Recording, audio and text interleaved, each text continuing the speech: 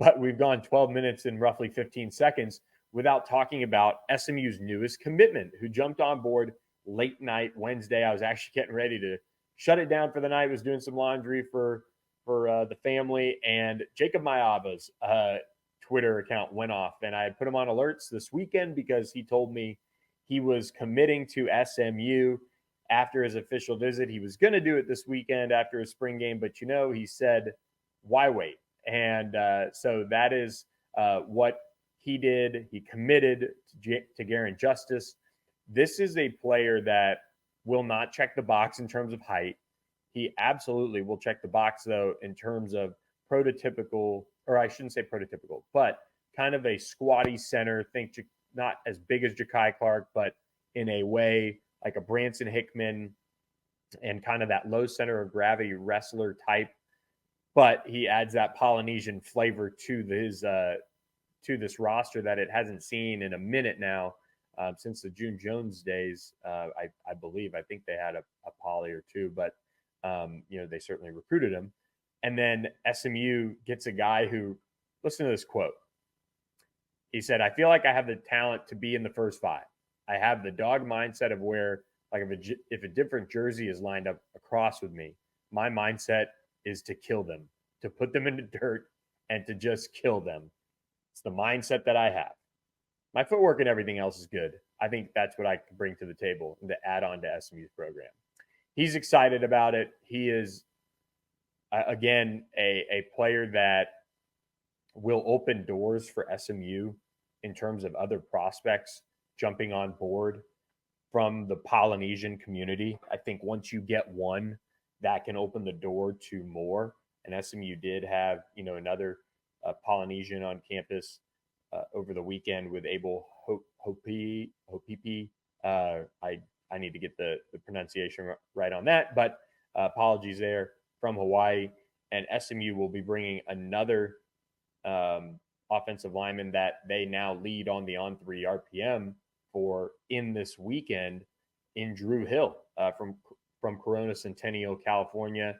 Drew Hill is somebody that Steve Wiltfong just put an on-3 RPM pick for in for, and we'll talk about Steve Wiltfong a little bit more here. But Drew is another Polynesian offensive lineman who has got a chance to be a pretty good player for SMU. I mean, he's got some really high profile offers under his belt. He does have Utah. He's got Stanford. He's going to take an official visit to Duke, I believe, at some point. And then he has some other high profile programs after him. So this is a key battle for SMU, but they sit in a good spot from what it seems like going into the weekend. So we'll keep an eye on there. But again, it just opens the door if they got Jacob Maiava on board. Drew Hill's another one that we're keeping a close eye on here as the weekend begins. And Garen Justice continuing to do a really good job recruiting that position overall, in my opinion, in terms of finding players that out of the high school ranks have projectable traits to then take them and build them into a quality offensive lineman. I think the biggest thing with the ACC is opening the doors for some of these players that SMU would have gotten close on. In some cases, they might not even have visited, but now they are visiting and they're giving SMU that look. And could very well pay off with another commitment for SMU when it comes to the offensive line. So we'll keep an eye on that. But I'd be remiss if I didn't say that Jacob Maiava committed over the weekend. Poor guy just completely got passed over with the buzz around the Pony Express weekend. And let's talk about that in particular for just one moment here, as SMU is welcoming a group that is probably, I say probably, it's the best that I've seen since I've been covering the program coming into visit this weekend. You have all these high profile players, but you also have a lot of top targets. You have your commitments there to recruit for you when it comes to this weekend. I'll flash the visitor list back up on the site here if you're watching on our YouTube channel. So appreciate all you guys who have subscribed to the YouTube channel as always. And you get these guys on campus, 24 of them, and mostly from the state of Texas. Some guys from out of the state, some guys from out of the area. I think for me, if they can come away with, I mean, 8 out of this group as a whole, that would be a pretty large success. I think 10 would be knocking it out of the park. I just think when you look at some of the guys, the numbers will work themselves out on some of them. You have, I mean, 1, 2, 3, 4, 5, 6. I think even 7 offensive linemen coming in. I don't think there's any way they take 7 offensive linemen from this weekend. So that kind of eliminates almost a third of them right off the jump.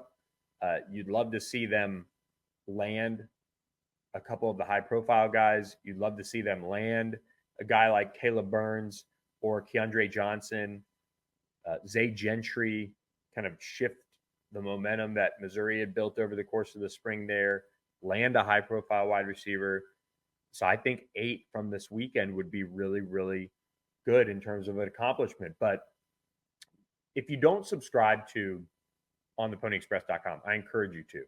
And part of the reason why is because of our national team as well. You can enjoy the message board with tons of SMU fans. You can follow all of our content, myself, Kevin Lonnquist, Jordan Hoffnitz.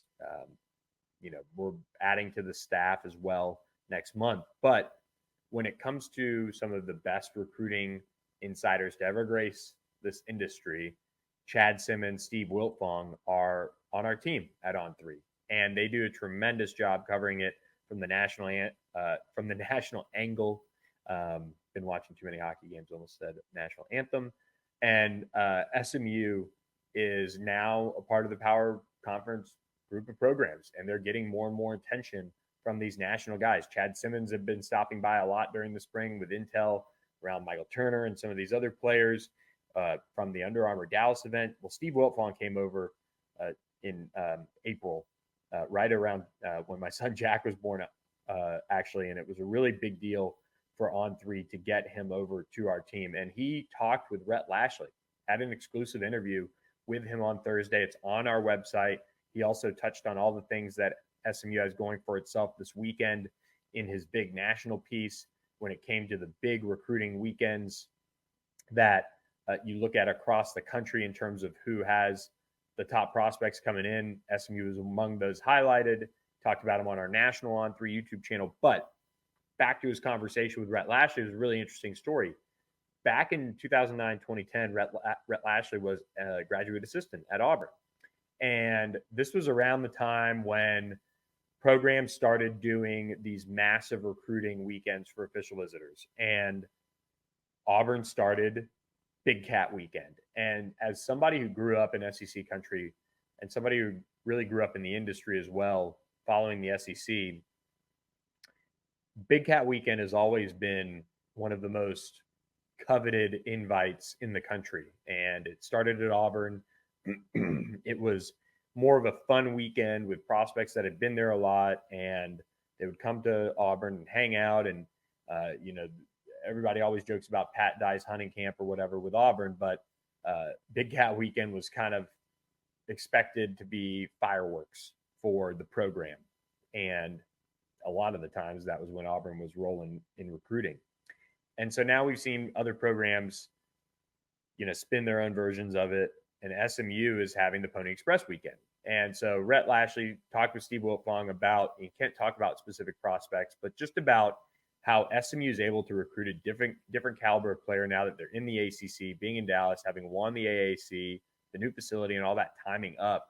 SMU's capitalizing on the momentum is what he said. And quote, "There's no reason we can't compete for